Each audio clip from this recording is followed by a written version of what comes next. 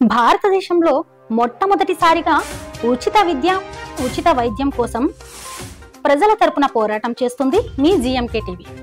నమస్తే, GMK TV ముఖాముఖి కార్యక్రమానికి స్వాగతం.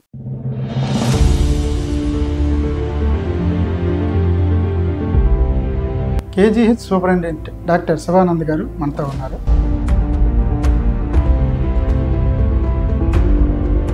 చలికాలం రాగానే వాతావరణంలో అనేక మార్పులు చోటు చేసుకుంటాయి. ముఖ్యంగా ఈ కాలంలో ఏ వయసులో ఎలాంటి జాగ్రత్తలు తీసుకోవాలంటారు? ఈ ఫాగ్ వల్ల మనకి ఏంటంటే ఎదురుగుండా ఏమన్నా మనకు కనిపించకపోవడం. ఈ ఓపీ విభాగానికి సంబంధించి చాలా మందికి కొన్ని అపోహలు ఉన్నాయి. ఓపీ టికెట్ తీసుకునేటప్పుడు ఆబా ఐడి నెంబర్ మనం క్రియేట్ చేయాలి. ఇది క్రియేట్ చేయాలంటే తప్పనిసరి మీరు ఇప్పుడు గ్రామీణ ప్రాంతాల నుంచి చాలా మంది ఈ హాస్పిటల్కి వస్తుంటారు. ఈ ఓపీకి వచ్చేవారు ఎలా రిజిస్ట్రేషన్ చేసుకోవాలి? అది ఎలా రిజిస్టర్ అవ్వాలి, ఏం చేయాలనేది మేము ఓపీ టికెట్ తీసుకునేటప్పుడే ఇవన్నీ మేము చేస్తాం. 12 మంది సిస్టమ్లు పెట్టాం మేము అక్కడ.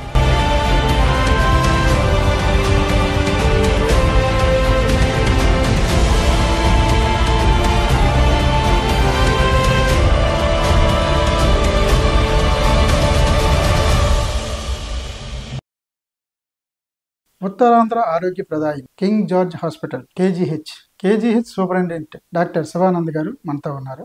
చలికాలంలో వచ్చే సమస్యలపై ఆయనతో మాట్లాడి కొన్ని విషయాలు చర్చిద్దాం. నమస్తే డాక్టర్ గారు. సాధారణంగా చలికాలంలో వాతావరణంలో అనేక మార్పులు వస్తాయి. మార్పుల వలన వచ్చే సమస్యలు ఏంటి? అందరికీ నమస్కారం అండి. సో వింటర్ వస్తే మనందరికీ ఈ చలి అనేది ఎక్కువ అవడం వల్ల, ప్లస్ మనకి ఈ ఫ్లవరింగ్ సీజన్ కూడా ఒక్కొక్కసారి మనకి ఉంటుంది, ప్లస్ ఫాగ్ ఎక్కువగా ఉంటుంది, అండ్ మనకు ఉండేది చెట్లు కూడా ఎక్కువగా గుబురుగా ఉండి మనకి ఇవన్నీ ఉంటాయి. ఇవన్నీ ఉండేటప్పుడు మనకి దోమలు ఎక్కువగా ఉండే అవకాశం ఉంటుంది. ఈ ఫాగ్ వల్ల మనకి ఏంటంటే మనకి ఎదురుగుండా ఏమన్నా మనకు కనిపించకపోవడం, ఆ ఫాగ్లో బాగుందని పిల్లలు ఆడుకోవడం అనేది జరుగుతుంది. ఆడుకునేటప్పుడు ఎదురుగా ఉండే వ్యక్తులకి అక్కడ ఎవరు ఉన్నారు ఏంటి అనేది మనకు తెలియకపోవచ్చు. సో మనం జాగ్రత్తలు తీసుకొని పిల్లల్ని బయటికి వదలకుండా జాగ్రత్తగా ఇంట్లోనే పెట్టి ఇంట్లో ఉండాల్సిన అవసరం ఎంతైనా ఉంటుంది. డాక్టర్ గారు, ముఖ్యంగా ఈ కాలంలో ఏ వయసులో ఎలాంటి జాగ్రత్తలు తీసుకోవాలంటారు? వింటర్లో మనకి ఎక్కువగా ఫ్రీక్వెంట్గా వచ్చేది ఆస్మా పేషెంట్స్ ఎవరైనా ఉంటే డెఫినెట్గా ఈ ఆస్మా అగ్రవేట్ అవడానికి అవుతుంది. కీళ్ళ నొప్పులు ఉండే వాళ్ళకు కూడా ఈ వింటర్లో రొమటాయిడ్ ఆర్థరైటిస్ పేషెంట్స్ వీళ్ళందరికీ చాలా ఎక్కువగా ఈ కీళ్ళ నొప్పులు ఇవన్నీ మళ్ళీ పెరిగే అవకాశం ఉంటుంది. ఇంకా ఈ వింటర్లో మనకి ఎక్కువగా వైరల్ ఫీవర్స్ కూడా మనకు వచ్చే అవకాశం ఉంటుంది. సో మనకి మామూలుగానే ఇప్పుడు ప్రస్తుతానికి వైరల్ ఫీవర్స్ ఇవన్నీ ఎక్కువగా ఉండడం వల్ల ఇవి చిన్నపిల్లల్లో ఎక్కువగా ఇవి వైరల్ ఫీవర్స్ వచ్చి సెర్టన్ వైరల్ ఫీవర్స్ సడన్గా చిల్డ్రన్ డిటీరియరేట్ అవ్వడం, ఈ వైరల్ ఫీవర్స్ ఒక్కొక్కసారి డయేరియాతో కూడా ప్రజెంట్ అవ్వడం, ఈ డయేరియాతో ప్రజెంట్ అయ్యేటప్పుడు డీహైడ్రేషన్ వచ్చి పిల్లలు ఇమీడియట్గా సడన్గా బ్యాడ్ అవ్వడం, ఇటువంటివి కూడా మనకు జరుగుతాయి. సో అందుగురించే ఫీవర్ వచ్చినప్పుడు ఇమీడియట్గా చిన్నపిల్లలు మాత్రం కంపల్సరీ కన్సర్న్ డాక్టర్కి మీరు అర్జెంటుగా చూపించి తగు చర్యలు కంప్లీట్గా కవర్ అయ్యేటట్టు ఆ చలి నుంచి పిల్లలు తట్టుకునేటట్టు స్వెటర్స్ ఇవన్నీ చక్కగా వేసి, చేతికి గ్లౌస్ అండ్ కాళ్ళకు కూడా గ్లౌస్ ఇవన్నీ. ఇప్పుడు ప్రజెంట్ మనం అన్ని చోట్ల చూస్తున్నాం -డిగ్రీస్లో, చాలా స్టేట్స్లో -డిగ్రీస్లో టెంపరేచర్స్ ఇప్పుడు నమోదవుతున్నాయి. అంటే మన ఏరియాలో కూడా, వైజాగ్లో కూడా ఇంకా ఇప్పుడు ఈ చలి అనేది ఇంకా పెరుగుతుందనే మేము అనుకుంటున్నాం. ఈ పెరుగుతుందనే అనిపించేటప్పుడు మాత్రం మనం తగు జాగ్రత్తలు పిల్లలకి ఇవి తీసుకోకపోతే మనం ఇబ్బందులు ఎదుర్కోవాల్సి వస్తుంది. సార్, కేజీహెచ్లో ఓపీ విభాగం అంటే అవుట్ పేషెంట్ విభాగం, ఈ ఓపీ విభాగానికి సంబంధించి చాలామందికి కొన్ని అపోహలు ఉన్నాయి. అది ఎలా పనిచేస్తుంది ఏంటి అనేది కొంతమందికి సందేహాలు ఉన్నాయి. వాటి మీద పూర్తిగా అందరికీ అర్థమయ్యేలాగా కొంచెం మీరు డీటెయిల్గా వివరించండి.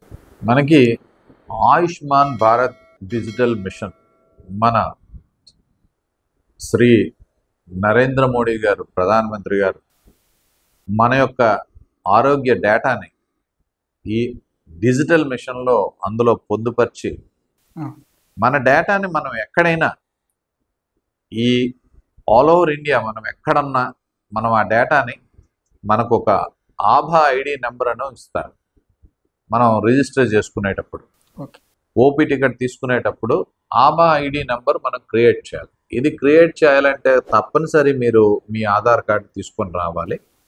ఒకవేళ మీ ఆధార్ కార్డు అవ్వకపోయినప్పుడు మీ థంబ్ ఇంప్రెషన్తో కూడా మేము ఒక్కొక్కసారి చేస్తాం. ఒకవేళ మీ థంబ్ ఇంప్రెషన్ కూడా అవ్వకపోతే అప్పుడు మేము మామూలు రొటీన్ ఓపీ టికెట్ ఇష్యూ చేయడం అనేది జరుగుతుంది. ఇది ఆయుష్మాన్ డిజిటల్ మిషన్లో ప్రత్యేకత ఏంటంటే అందరికీ అవేర్నెస్ ఇది ఉండాలి కాబట్టి మంచి ప్రశ్న వేశారు. యాక్చువల్గా ప్రజలకి తెలియాల్సిన అవసరం ఎంతైనా ఉంది. కొంత ప్రజలకు ఇబ్బంది అనిపిస్తుందని మీకు అనిపించవచ్చు, కానీ ఇది ఫ్యూచర్లో ఇది మీకు చాలా ఉపయోగపడుతుంది. మీ యొక్క హెల్త్ డేటా అంతా అందులో రిజిస్టర్ అవుతుంది. అందులో రిజిస్టర్ అయ్యి మీరు ఒకవేళ ఎక్కడికి వెళ్ళినా మీ ఆభా ఐడి నెంబర్ అని ఉంటుంది. ఆ ఐడి నెంబర్ ఒక్కటి మీరు గుర్తుపెట్టుకోగలిగితే ఆ నెంబర్తో మీ డేటాను అంతటిని మేము ఎక్కడికి వెళ్ళినా మీరు ఆ నెంబర్ చెప్తే చాలు, ఆ యాప్లో అది మనం కొడితే మీ డేటా అంతా వస్తుంది. మీరు ఏ జబ్బులతో ఉన్నారు, ఏ ట్రీట్మెంట్ తీసుకున్నారు, ఎప్పుడెప్పుడు మీరు ట్రీట్మెంట్ తీసుకున్నారు, సో ఏ ట్రీట్మెంట్ మనం ఫ్యూచర్లో ఇంకా వాడాల్సి వస్తుంది అనేది అక్కడ ట్రీట్ చేసే డాక్టర్లకి చాలా ఈజీ అయిపోద్ది. మీరు ఏ కాగితాలు మోసుకెళ్లాల్సిన అవసరం లేదు. ఎక్కడికి బయటకు వెళ్ళినా మీ ఆభా ఐడి నెంబర్ ఒక్కటి మాత్రం మీకు తెలిస్తే చాలు, దాంతో మీ డేటా అంతా అందులో పొందుపరుస్తుంది. ఇది పొందుపరచడానికి కొద్దిగా ఈ యాప్ మీరు సహకరిస్తే ఆ యాప్లో మేము అన్నీ మీ యొక్క డేటా అంతా అందులో మేము చేయడం అనేది జరుగుతుంది. ఇది ఓపీ టికెట్ తీసుకునేటప్పుడే ఇవన్నీ మేము చేస్తాం. ఇవి పెంచడం కోసం ఒకవేళ రద్దీగా ఉండి మీకు ఇబ్బందిగా ఉన్నా ఇవన్నీ మీకు సకాలంలో చేయడానికి కౌంటర్లు మేము ఇంక్రీజ్ చేయడం అనేది జరిగింది. ఇంతకుముందు 6 కౌంటర్లే ఉండేవి. ఇప్పుడు దాన్ని తీసుకొని వెళ్ళి నేను 10 కౌంటర్ల కింద నేను చేశాను. సో 10 కౌంటర్లో మీరు ఈజీగా ఓపీ టికెట్ తీసుకోవచ్చు.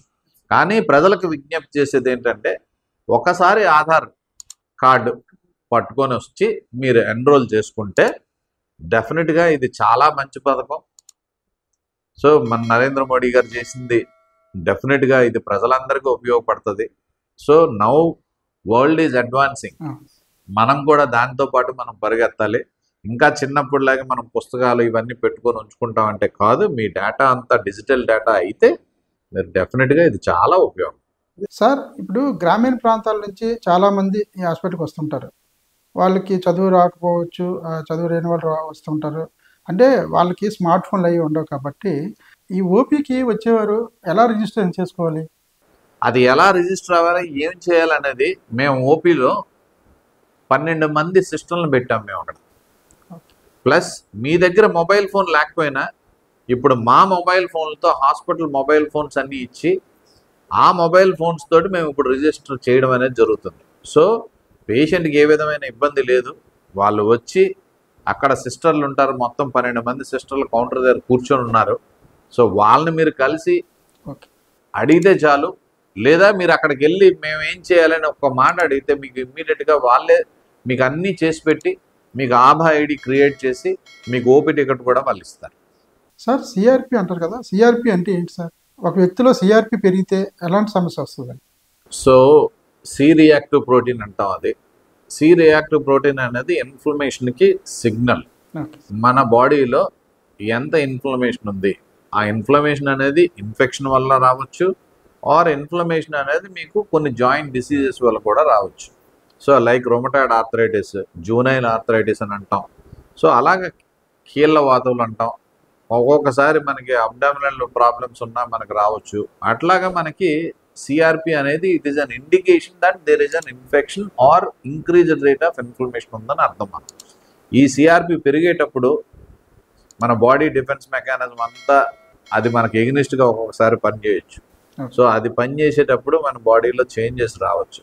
సో ఇవన్నీ ఇమ్మీడియట్గా మనం డాక్టర్ల దగ్గరికి వెళ్తే అది తగ్గించి ఆ వ్యాధి ముదరకుండా ప్రాబ్లం రాకుండా ఇది చూడడానికి డెఫినెట్గా అవుతుంది. దయచేసి ప్రాబ్లం వచ్చినప్పుడు ఇంట్లో ఉండి ట్రీట్మెంట్ అయితే తీసుకోవద్దు, ఇది నా సజెషన్. ఎందుకంటే ఇప్పుడు చికెన్ గున్యా, డెంగ్యూ ఇవన్నీ వైరల్ ఇన్ఫెక్షన్స్. వీటి వల్ల ప్లేట్లెట్స్ పడిపోయి సడన్గా పేషెంట్కి ఇబ్బంది అయ్యి ఇవన్నీ రావచ్చు. సో వీటినే హెమరేజిక్ డిసీజెస్ అంటాం. ఈ హెమరేజ్ డిసీజెస్ అన్ని వైరల్ ఫీవర్స్. మీకు డెఫినెట్గా కేజీహెచ్కి మీరు వస్తే మా పిల్లల వైద్యుల నిపుణులు బ్రహ్మాండంగా చూస్తారు. KGH is fully equipped in all the issues. So medicine డిపార్ట్మెంట్లో పెద్దవాళ్ళకి చూస్తారు. సార్, భవిష్యత్తులో కేజీహెచ్ ఇంకా ఎలాంటి అభివృద్ధి నోచుకుంటుంది అనుకుంటున్నాం? ఫ్యూచర్లో డెవలప్మెంట్స్ మేము ఆల్రెడీ చేసాం. పేషెంట్ వచ్చి ఒకవేళ ఏదైనా ఇబ్బంది ఉంది, వాళ్ళకి ప్రస్తుతానికి ఇప్పుడు అందరికీ తెలియంది ఏంటంటే మాకేమీ తెలియట్లేదు సార్ అంటున్నారు. వాళ్ళకి అందరికీ హెల్ప్ డెస్క్లు పెట్టడం అనేది జరిగింది. హెల్ప్ డెస్క్లో సిస్టర్లు ఉంటారు. సో వాళ్ళు మీకు ఎక్కడికి వెళ్ళాలి, ఎక్కడికి తిరగాలనేది డెఫినెట్గా వాళ్ళు చెప్తారు. ఇవి కాకుండా కౌన్సిలింగ్ సెంటర్స్ పెట్టాను. ఆల్ ఎమర్జెన్సీస్ దగ్గర అన్నిట్లోనూ కౌన్సిలింగ్ సెంటర్స్ ఉన్నాయి. మీకు ఏ ఇబ్బంది ఉన్నా డాక్టర్ గారితో మాట్లాడితే వాళ్ళు మీకు కౌన్సిలింగ్ సెంటర్లో కూర్చోబెట్టి మీకు చక్కగా అది మొత్తం ఎక్స్ప్లెయిన్ చేసి మీకు చెప్పడం అనేది జరుగుతుంది. ఆల్ ఇంటెన్సివ్ కేర్ యూనిట్స్ అన్నిట్లోనూ పేషెంట్ అటెండెంట్ తోటి కంపల్సరీ మా డాక్టర్లు మాట్లాడతారు.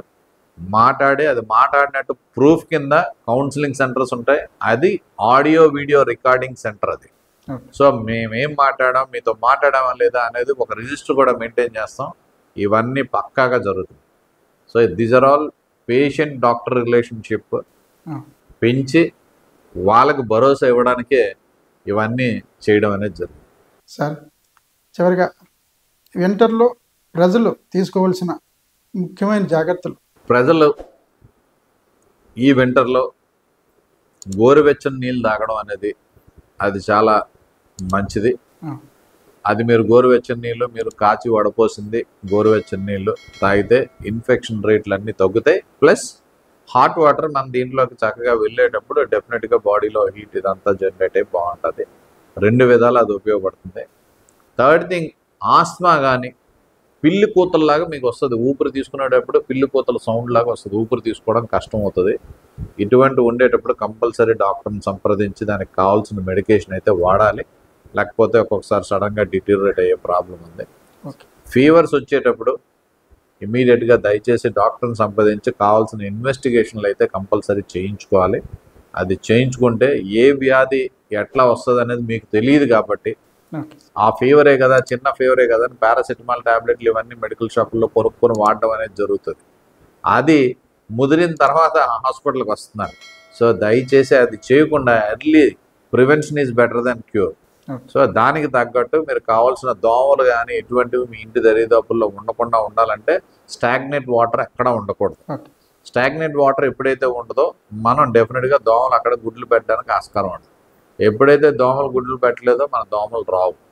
సో మెయిన్ మీ ఫ్రిడ్జ్ ఉంటుంది. ఫ్రిడ్జ్ కింద ఒక ప్లేట్ ఉంటుంది. ఆ ప్లేట్ దగ్గరే మీకు మ్యాక్సిమం దోమలన్నీ గుడ్లు పెట్టడం ఇవన్నీ జరుగుతాయి. ఇది చాలా మందికి తెలియదు. అక్కడ వాటర్ ఉండి ఆ వాటర్లోనే మొత్తం గుడ్లన్నీ పెడతాయి. సో అందుకే ఫ్రిడ్జ్ కింద ప్లేట్ మాత్రం ఎప్పటికప్పుడు క్లీన్ అయ్యేటట్టు చూసుకోండి. ఇంట్లో పూల మొక్కలు ఇవన్నీ ఉంటే అందులో వాటర్ స్టాగ్నెట్ లేకుండా చూసుకోండి. ఎనీ డస్ట్ మెటీరియల్ మీకున్నా అది క్లీన్గా ఇల్లంతా క్లీన్గా ఉండేటట్టు చూసుకొని and you use the nets ఉంచితే పిల్లలకి ఈ infections, hot water and food కూడా మంచి హైజీనిక్ ఫుడ్, కంటామినేటెడ్ ఫుడ్ లేకుండా మీరు జాగ్రత్తగా మంచి వేడిగా ఉండే అప్పుడే వండిన ఫుడ్ ఏదైనా మీరు ఫ్రెష్గా వాడితే అది మంచిది. మీ విలువైన సమయాన్ని కేటాయించి ఆరోగ్యం పట్ల ప్రజలు తీసుకోవాల్సిన జాగ్రత్తల గురించి చాలా బాగా వివరించారు. Thank you so much sir. ధన్యవాదాలు. చూశారు కదా, డాక్టర్ శివానంద్ గారు ఆరోగ్యంపై ప్రజలు తీసుకోవాల్సిన జాగ్రత్తల గురించి చాలా బాగా వివరించారు. మళ్ళీ వచ్చే వారం మరో డాక్టర్తో మీ ముందుకు వస్తాను. మేము చేసిన వీడియోస్ మీకు నచ్చినట్లయితే మీ అభిప్రాయాన్ని కామెంట్ రూపంలో తెలియచేయండి. అలాగే జిఎంకే టీవీని లైక్ చేయండి, షేర్ చేయండి, సబ్స్క్రైబ్ చేసుకోండి.